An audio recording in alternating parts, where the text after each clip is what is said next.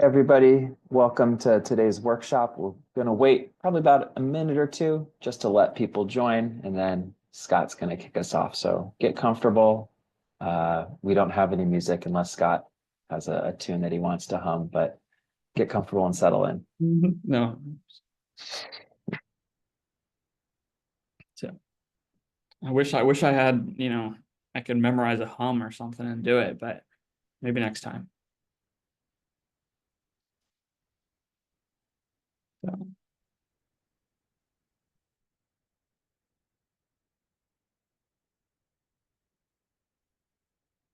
And did you start the recording started? Okay. Give it, you think another minute or two? I go for it now. Okay. Anybody who's coming now, they're late, so. Okay, well, let's get it started. Good morning, all. My name is Scott Christensen. I work at the University of Maryland. I'd like to extend a warm welcome to all of you who joined us today. Our session today is titled The Role of Entrepreneurship in Addressing Societal Challenges, a Systems Approach. And this workshop is a part of our ongoing Startup Fundamentals workshop series, which is offered by Ventures with collaboration from the Maryland Technology Enterprise Institute, also called MTech, as well as the Dingman Lamone Center for Entrepreneurship at UMD.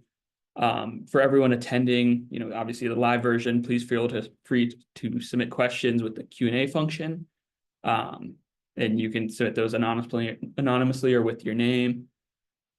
This will also be recorded, and then it'll be posted on our Startup UMD YouTube channel. So without further ado, I'm going to introduce our speaker, Noemi Gishbentz. Noemi is the executive director at the Keystone Development Center. She's been working in cooperative entrepreneurship for quite a while, and was previously the executive director at the Cooperative Development Institute. And so the Keystone Development Center does all kinds of things for entrepreneurs, but I'll let her kind of take that over, and I think you have an introduction in your presentation as well. So I think we're good to go. We'll pass it to Noemi. Thank you so much, Scott. I just really want to thank you and UMD for setting up this opportunity and for inviting me. I'm really happy to be here, and I really encourage people to, as I'm going through my presentation, hop into the chat, and I will certainly take questions and address comments as they come up.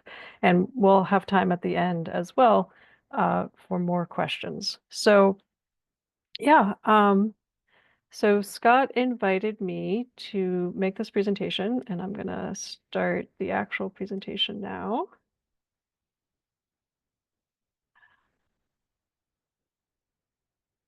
All right.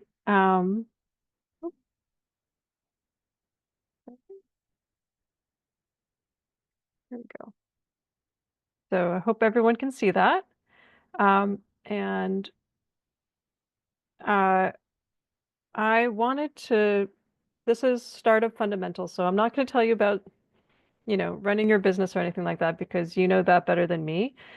I want to talk to you today about a lens or framework for thinking about what are the ways to make a difference and to make that difference really effective and lasting.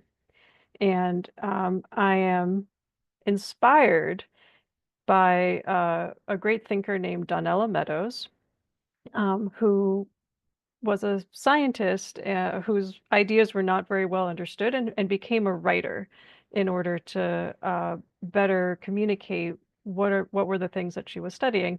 And what she was studying was systems. And she learned a ton about how systems work, how to model them, what sorts of surprising and counterintuitive results come from understanding how systems work. And one of the many brilliant things that she wrote was an essay titled Leverage Points, Places to Intervene in a System. And there's a huge amount to take from her work and from this essay in particular. Ways to design a system. And I would say that an enterprise is a system.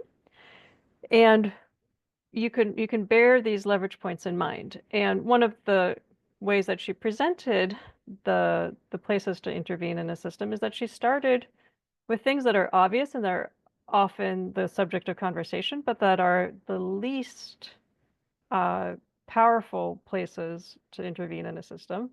And she went through and named more and more and more powerful places to intervene.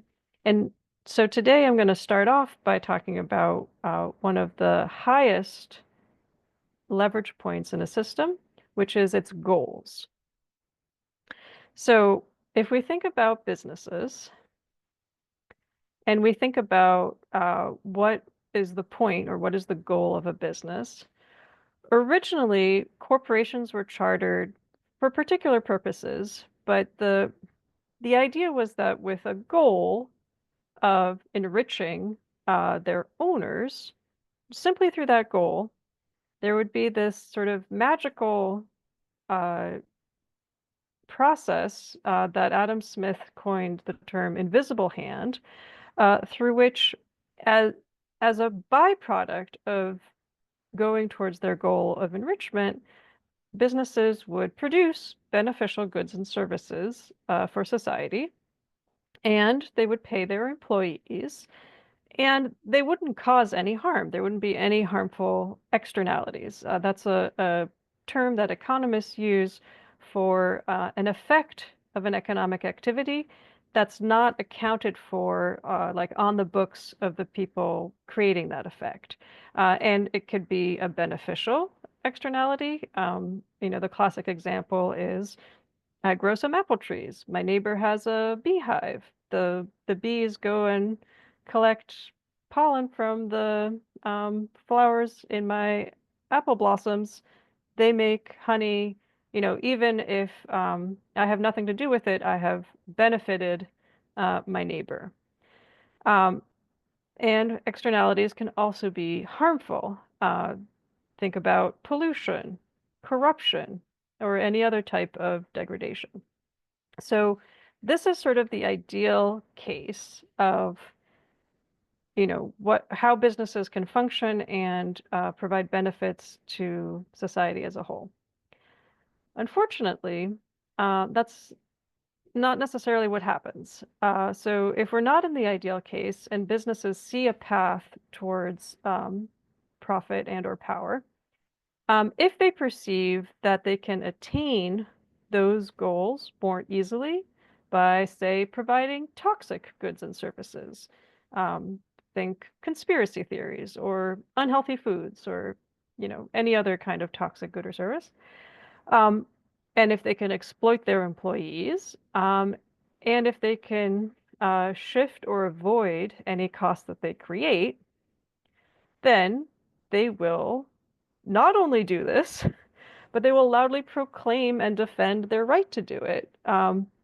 So perhaps we can say, oh, well, that's Murphy's Law. What can go wrong will go wrong. This is like an unfortunate thing that happens. It's a matter of opinion whether that would be letting the system off easy.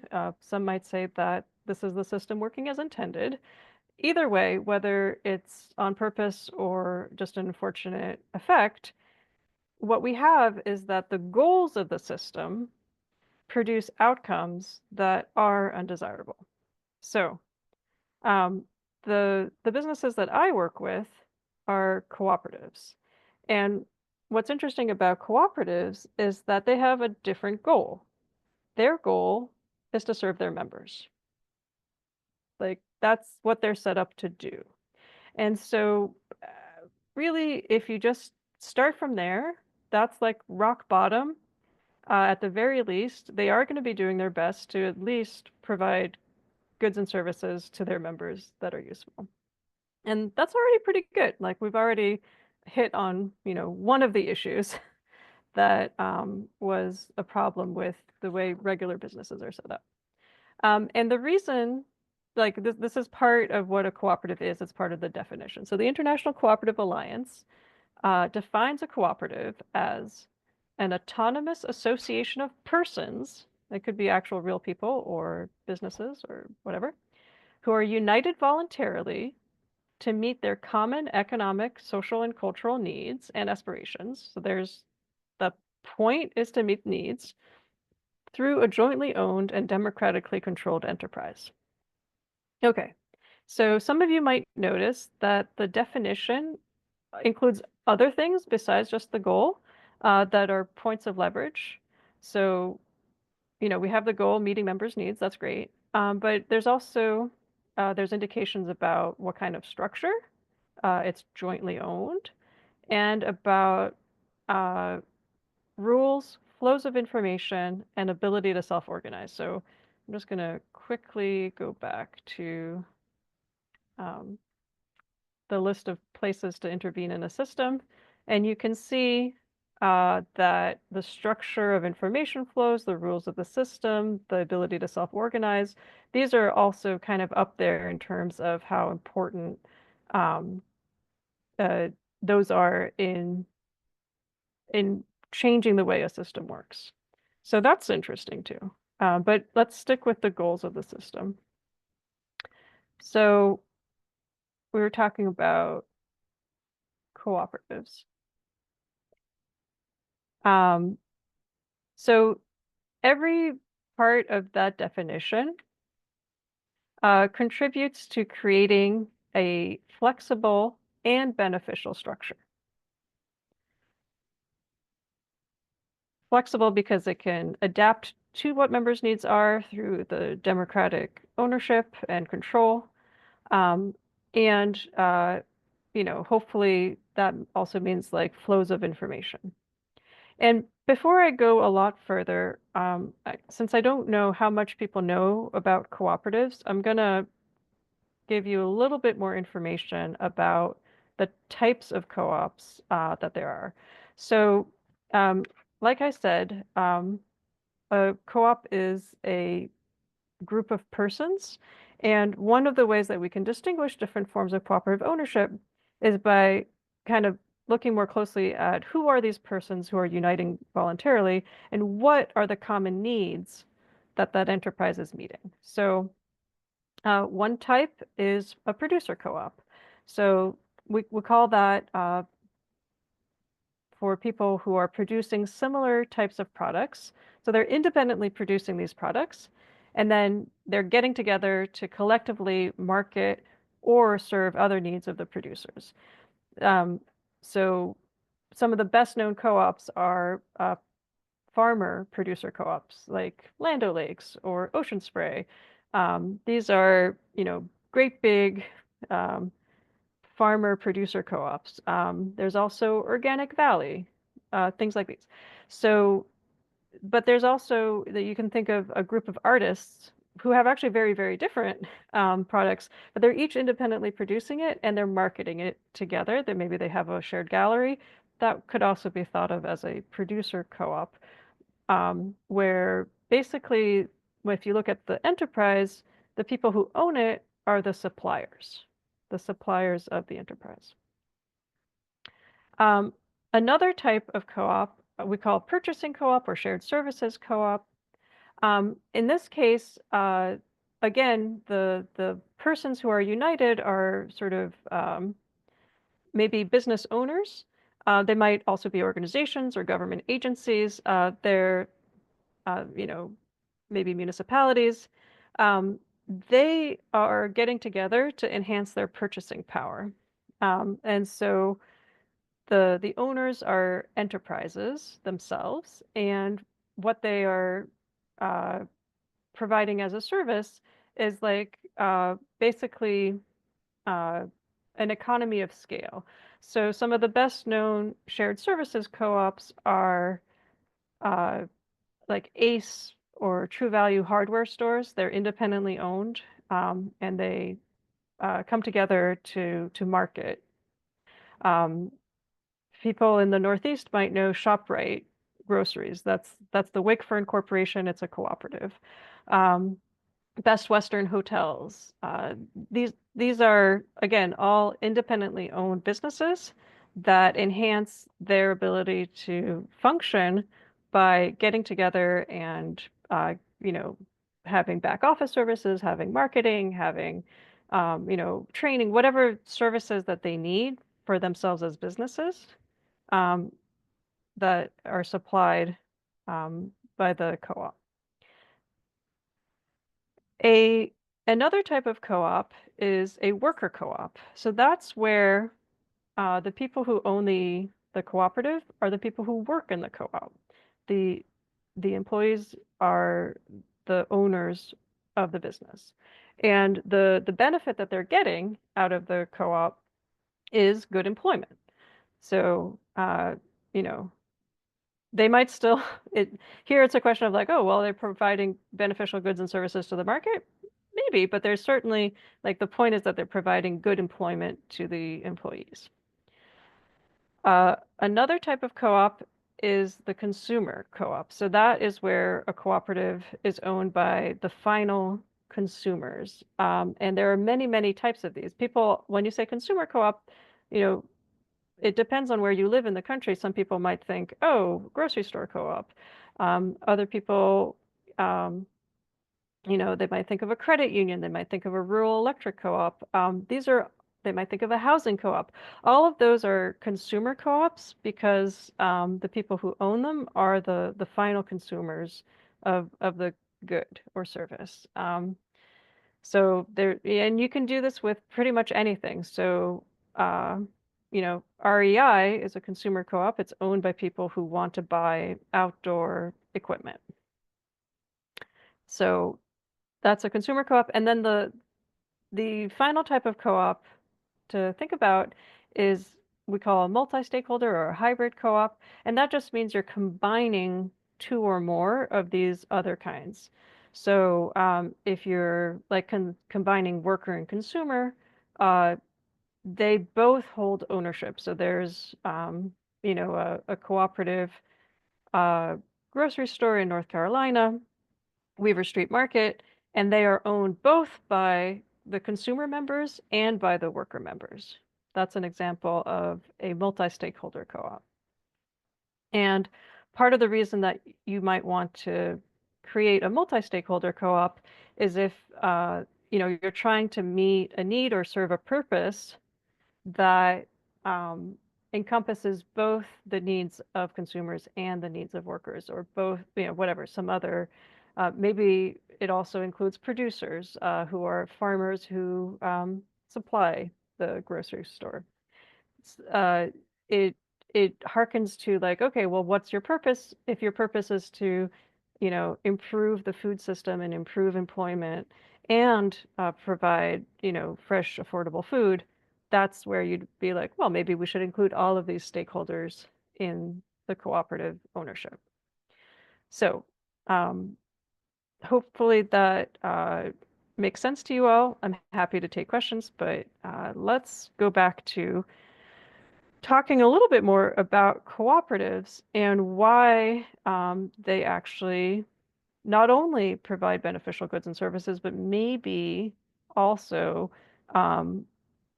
are good employers and refrain from harmful externalities.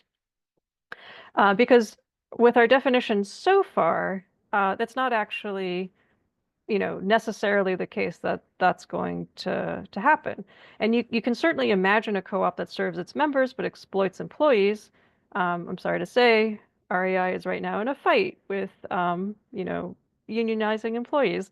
And that's kind of unfortunate. We'd like them to have better pay and working conditions. Or, a cooperative could produce pollution or corruption. There's so far in the definition, nothing that prevents them from doing that. And like I said, you could imagine a worker co-op that serves its workers, but produces toxic goods and services. Maybe like a really tight-knit drug gang or something like that. It'd be unfortunate, but, could happen. So one of the ways, to guard against that is that the cooperative identity includes not just the definition that I shared a little bit ago. It also includes values and principles. So these are the enunciated cooperative values at the level of the International Cooperative Alliance. I won't read this out loud for you, or maybe I will for the video. Cooperatives are based on the values of self-help, self-responsibility, democracy, equality, equity, and solidarity. In the tradition of their founders, cooperative members believe in the ethical values of honesty, openness, social responsibility, and caring for others. So, in theory, an enterprise that calls itself a cooperative also ascribes to these values. And there's a lot of them there, right? That's a lot of values, but they're all pretty good. And, you'd hope that most enterprises would embrace these, but a cooperative sort of explicitly says that it does. So those are the values. And then here are the principles. There's 7 of them. And co-op people love talking about the cooperative principles. They're all great. They all contribute to a cooperative success as a cooperative. And you can see here, the last one in particular, maybe for folks who are interested in, beneficial societal outcomes, concern for community. And okay, so that's like a fairly vague principle. It's not very specific, but that's what stands for a cooperative's mandate, at least to not create harmful externalities, possibly even to do some positive good. And if you actually look back in history, you can see that cooperatives have been a civilizing force in the world. This is an idea that the scholar Vera Zamani has detailed. It's cooperatives that pioneered doing business without child labor, introducing transparency in mutual insurance markets, pioneering the consumption of organic and fair trade goods. So very often when people want to do some good in the world, they have found cooperatives to be a vehicle for doing that. I will mention that all of these principles contribute to that systems framework of enshrining a structure that actually supports more better outcomes. The first and second principles, voluntary and open membership, democratic member control, those establish crucial feedback loops, right?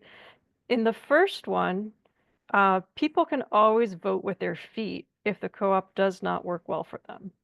And so that there's that sort of ultimate feedback loop of the co-op will fail if it's not meeting its members' needs. And then the second one is like, hopefully before members leave, they'll exert some democratic control and influence the co-op. So those are some feedback loops that are incredibly important in a system. And then the second principle also establishes that members interact with the co-op on an equitable footing. So that's basically saying that one member can't dictate to the others how things are going to go just based on having more of an investment. Each member has an equal vote. So you're getting more information from a broader base.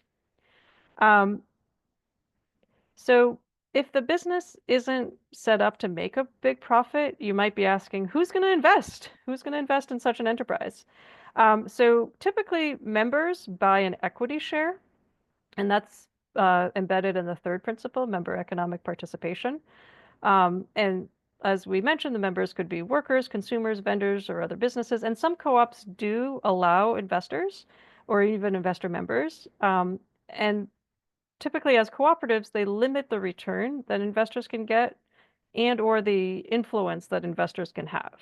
And that limitation really comes out of principle 4, autonomy and independence, which basically says a co-op should not be totally beholden to a lender, an investor, another business, the government. It should be able to make decisions for itself. So one of the neat things that I can share too is that the co-op world has recently seen the rise of a particular kind of finance that calls itself non-extractive, that aims to provide investment without compromising the autonomy and independence of cooperatives. And I think there's a group based in Baltimore here in Maryland that practices this, that's affiliated with a national organization. The Baltimore Roundtable for Economic Democracy is a member of Seed Commons, which is promoting that kind of non-extractive finance and making it available. Okay, so hopefully that kind of tells you kind of what are the ideals or the structures that or the goals even that a cooperative is supposed to aspire to. And in order to actually have those rules reflected in a particular cooperative, you have to kind of encode them. So where are these rules encoded? Okay, so in the whole wide universe of things that exist, hopefully most of you are enterprises, right? And I love enterprises. I'm originally from France, so enterprise is a word that comes from the French entreprendre, which means to take between. And so I like to think of an enterprise as something that's standing in the gap between what is and what could be, and is pulling those two together. So if that's what you're doing, congratulations, you're an enterprise. But what kind of enterprise are you? So, I've been talking about cooperatives, so let's just say you're a cooperative. Or anyway, what we're talking about is a cooperative. And so this cooperative is ascribing to the broad and not binding International Cooperative Alliance definition that I just shared with you. The definition, the values and principles. Great. So what does that mean? If you want to be recognized as, your own legal entity within a state jurisdiction, there are some very general rules that you have to follow according to state statutes. And when you form, you select under what statutes you're forming, and your articles of incorporation, if you're a corporation, or your articles of organization, if you're like an LLC or something, those set forth what general rules that the state you're in, or the state that you're organizing in, puts out for you. So that's going to also kind of put a little bit more definition to, like, okay, so maybe what kind of cooperative you are, or how does democratic membership look like. That's going to specify some of those considerations. And it'll be according to what's available in the state that you organize in. So going from the general what's available in your state to, like, what are you particularly going to abide by, that's something that you can write yourself. It's kind of your constitution. It could be your bylaws in a corporation, your operating agreements in an LLC. And those are your particular agreements that you agree to abide by, basically kind of for the life of your enterprise. Of course, these can change, and there are rules within the bylaws or operating agreements that say how they can change, which is an important, leverage point, like a self-organizing system again. But those are pretty set. And oftentimes, an enterprise will have a statement about their mission, vision, and values. This is your purpose.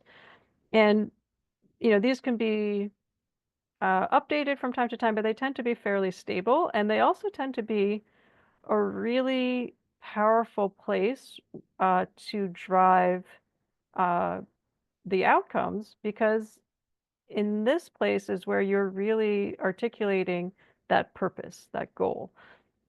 And, and it's going to be one of those places in the system that is really important. if you're always referring back to that mission, then you'll say, oh, we really need to invest in whatever it is. Like with equal exchange, they have a vision of, shifting $1 billion into fair trade. Well, that's going to take a lot of doing, right? Like that's not going to be necessarily day-to-day business as usual. That's going to be like really going out there and making it happen. So that's important. And within the mission, vision, and values, which again is fairly stable, you're going to be selecting what is it, like what resources are you going to use, what investments are you going to make, what expenses are you going to have, and that's sort of your business model or your operating budget. These can be decisions that are every year or every quarter, and are also going to reflect um, the overall goal. And all of that is going to, determine what benefits you produce. And that's where we come full circle back to the point of business in the first place, to create those benefits for society. So great. We have, selected what type of enterprise we are. We've encoded the rules. But as always in a system, it's not enough to just have rules. You have to have enforcement of the rules. And these can look a lot of different ways. The picture here is, old-timey, like, you know, era of steam, industrial revolution. This little doodad is called a governor. And the reason it's called a governor is because when the steam is coming out very hot, it makes the mechanism spin very fast, which makes the balls go further and further out, which actually starts to close the steam valve and throttle it. So it's a negative feedback loop. This is like a sort of a physical representation of, if the steam goes up above a certain level of heat, it creates a mechanism, or the mechanism creates a feedback loop that reduces the heat of the steam, or possibly it actually lifts the valve so that it lets more steam off. Anyway, sorry, I'm not an engineer. But the point is, it's a negative feedback loop. So it's like, oh, you're getting out of bounds of where we want the system to be. So we're pushing it back into the bounds that we want it to be in. So in an enterprise, who enforces the rules? Well, management takes the lead, right, on following the rules. And they are governed by a board of directors. So the board of directors, gives a general direction to management, and they're checking to see that things are within bounds. Management is telling employees what to do, and perhaps employees can also signal when something's out of line. So in a cooperative, it is members who elect the board of directors, and who are members themselves.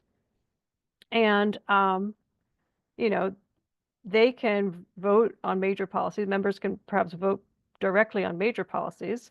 And customers also can enforce some rules. They can either voice concerns, or they can vote with their feet. So can members. And enterprises also need to pay attention. They do need to pay attention to what their lenders or investors want. Even if you're generally autonomous, you can't go completely out of bounds of what your lenders and investors want. And what you want to avoid is having rules enforced by government officials or regulators. And that in and of itself is an enforcement, because you can sort of like say, well, we don't want those people to enforce it, so we're just going to stay off the radar by actually following the rules. So, everything that's on the preceding slide, this one, kind of gives you the parameters that everybody on this slide can use to say, like, wait, we said that we would do this, or the government says we have to do that. So that's the sort of parameters that can help you push back towards your desired goal and stay away from undesirable practices or outcomes. But you don't just need negative feedback, you also need strategy and agility. And this is a place that some people think that cooperatives struggle with. And some of the research does show that cooperatives sort of need to pay special attention to agility and strategy because like being democratic can be a little bit slow and cumbersome. And that can affect your ability to look forward and be agile. So some of the ways that co-ops can sort of guard against having problems in this area is to really work on having efficient consultation and decision-making systems. Just because you're democratic doesn't mean you have to be slow and cumbersome. So, really investing in doing that quickly and efficiently. And that could be technology, it could be practices and training, it could be any number of things. Another area that co-ops need to pay attention to is being really open to knowledge sharing and external partnerships, to not be so member-centric that you're only talking to your members. So you have the ability to integrate new ideas and pursue some opportunities that are emergent. And you need to be careful with your internal talent development and sort of strategic outsourcing, judicious outsourcing. So the best co-ops, the ones that work the best, do make particular investments in these areas. Oops, sorry. So one question is like, if your enterprise has already formed, but you're sort of intrigued by the promise of cooperatives and cooperation. Sorry about that. That's great. There's actually some really good resources out there. Here is one that offers some thoughts on how an existing enterprise can, as they call it, exit to community. Which is basically transition to more community ownership and benefit from it. Benefit from it in a number of ways. Here are some ways that it could benefit you as an entrepreneur. Firstly, and this is going back to the initial point, we could actually realize your good intentions, which hopefully there are many ways of doing that, but this is one path for it. Another thing that could be beneficial is that you could retain good employees who, because they perceive that they have a real stake in the enterprise, will want to stay. You could build a trusted brand by, enshrining in some structures the idea that it's not just a charismatic founder who wants to do a good thing. It's really the entire enterprise is built to deliver on its promise. You could ensure customer satisfaction, especially if you have community ownership. It's like, well, now the whole point is to serve you. That's why we're built. Or, similarly, you could avoid a backlash if you make it already just purpose-built to do the right thing. Oops, sorry, I pressed the wrong button. And I think one of the sort of features of being an entrepreneur is that maybe you're hoping for some kind of fantastic payout through selling to a large business or getting like amazing venture capital. And that's not available to most enterprises. And if the only choices are like an amazing pot of gold or like nothing, what selling to a cooperative transition might offer to you is just getting a reasonable payout in return, getting something that like, recognizes your efforts and your investment and rewards you for all of that, but isn't astronomical. So that's something to hope for. And hopefully you can see that.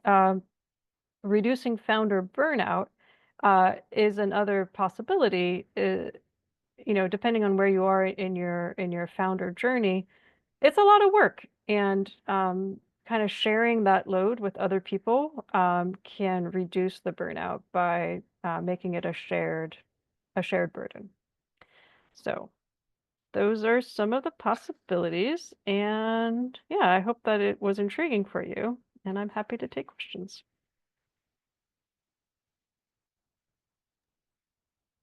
I'm curious, Naomi, what does the Keystone Development Center do?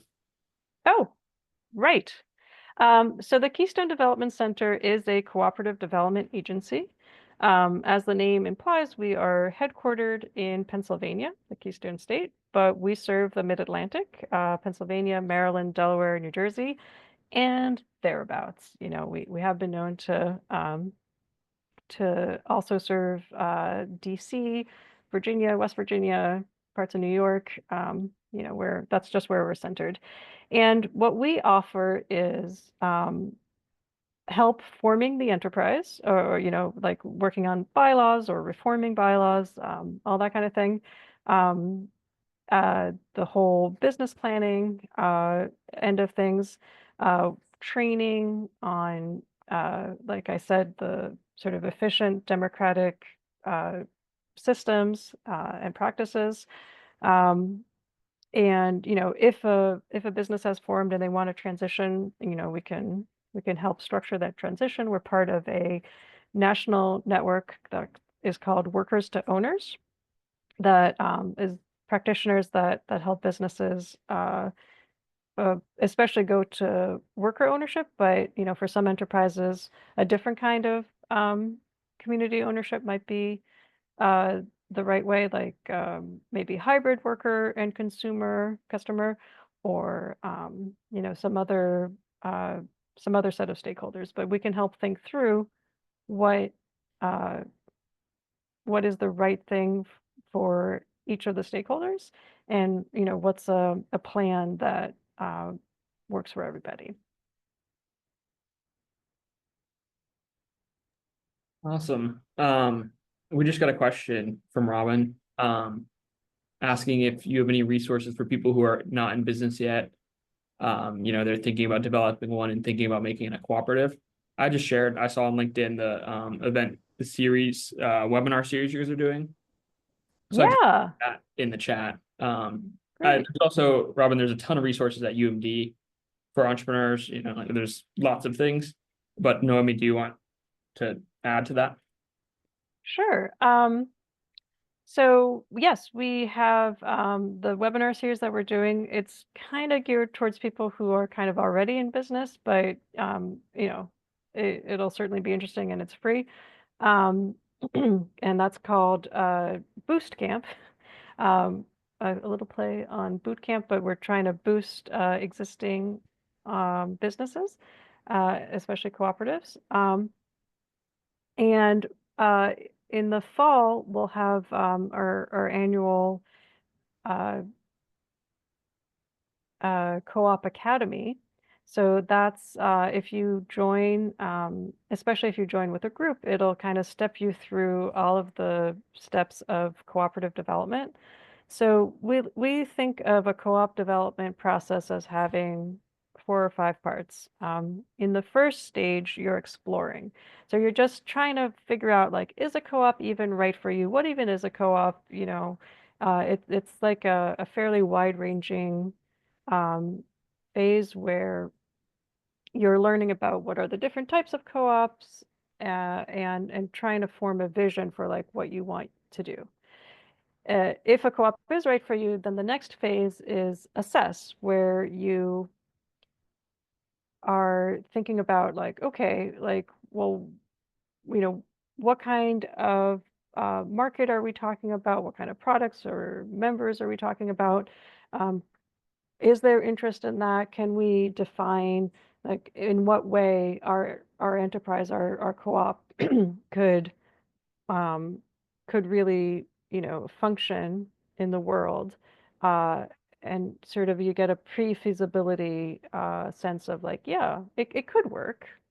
Theoretically, it could work. And then if it theoretically it could work, you go into the structure phase where you start to put in place all of those elements of your organization, like your bylaws and policies and da da da da, and of your business. So, all of the elements of a business plan and management plan, like how it's going to look, what's your capital plan, like where you're going to get the money from, to do what, like all of that gets figured out in the structure phase.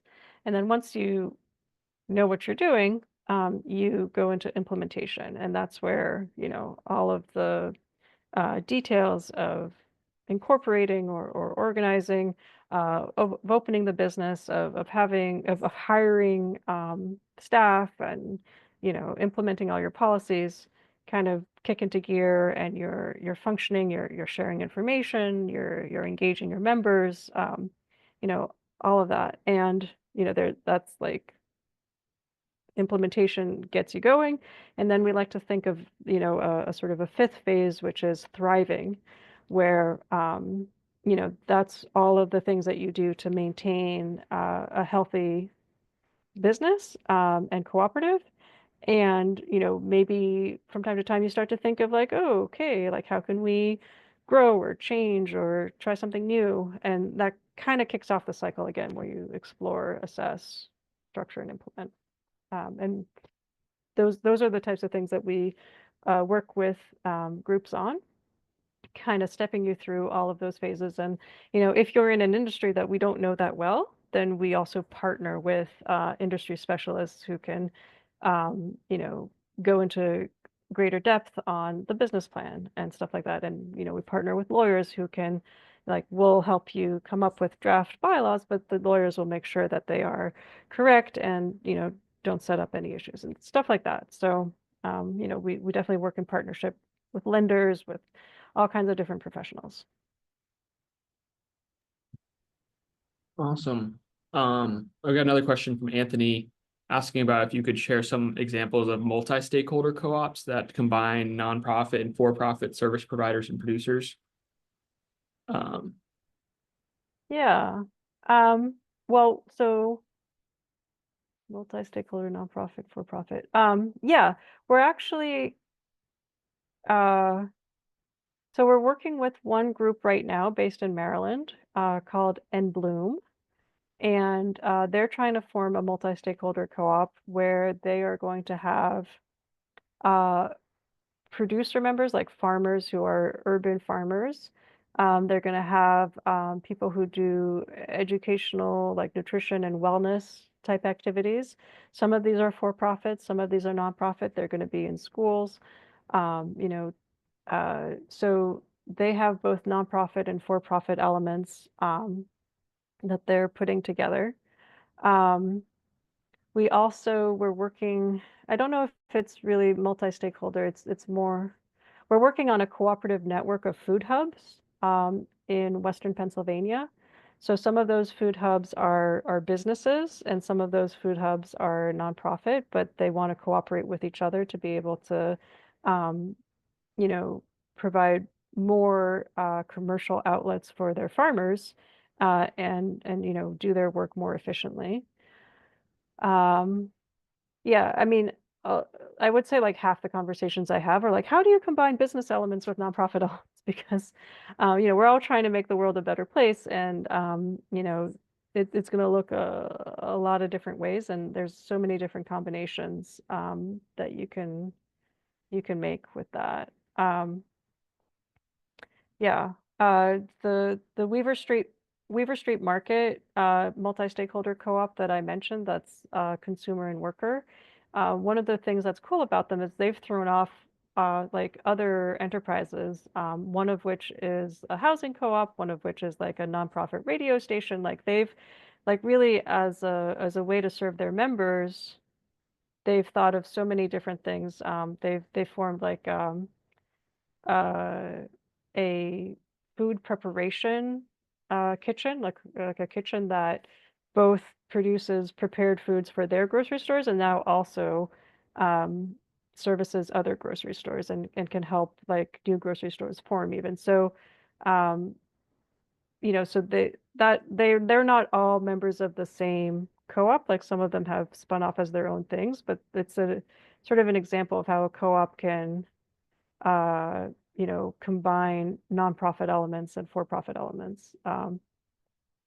Actually, not to be confused, Weaver's Way, which is another food co-op that's based in Philadelphia, they also like they have a nonprofit arm that that does nutritional education and runs an urban farm and stuff like that. So there's various ways that co-ops and nonprofits can combine and partner and uh, make good stuff happen. Awesome. I know there's some notes that are coming only to hosts and panelists. And so I thought everyone was seeing them, but they're not. So if you're sending a note and you want everyone to see it, just put to everyone in the chat section. I think that was the last question. In Bloom, that's really cool. Yeah. Yeah, I did not know about that. Okay. Let me see. Oh, Anthony said you can't change who you direct the message to. My bad. Okay. I think. Does anyone else have any questions? We have another 8 minutes till we cut off.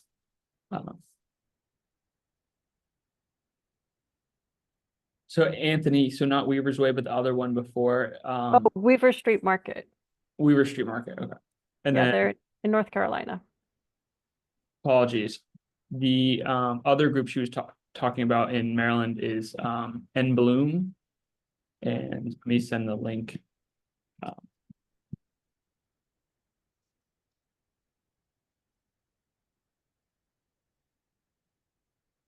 I mean, Noemi, where do you see this work going in the next, I mean, with all this, like, what do you see as the future of the cooperative sector? I mean, obviously that's a big question and there's a lot of uncertainty. I mean, what do you like, where do you see this next? Yeah. Well, I'm happy to say that 2025 is the International Year of Cooperatives. This is the second time that the United Nations has like declared a year of cooperatives. The first one was in 2012. And so this is a great year to get connected with cooperatives. Yeah, I mean, co-ops do tend to uh, have upsurges in difficult times. So, you know, there may be a lot greater demand for cooperatives in order to provide basic goods and services. And those could look like, food, shelter, but they also can look like technology, right? Communication, all the technology that we rely on. There's a lot of innovation and ideas about, how technology can be better provided in a cooperative way. So, yeah, I mean, I think that is, one of the directions that cooperatives are going in. One of the things that I think a lot about is, those efficient forms of democratic engagement. I think, one of the things that kind of makes people be hesitant about co-ops is like, oh, I don't know, like hours long meetings and you don't get don't get anywhere. So, that's I think there's been so much progress in making decision making and consultation much more efficient and effective. So yeah, and I'd like to see, a lot more investment in cooperatives for people who are interested in a just transition to a society and an economy that is not based on exploitation and extraction. There are ways of getting there, and co-ops are a big part of that. So, having more people who want to invest in that direction, learn about co-ops, and learn about the ways in which to strengthen co-ops through, all of these systemic means.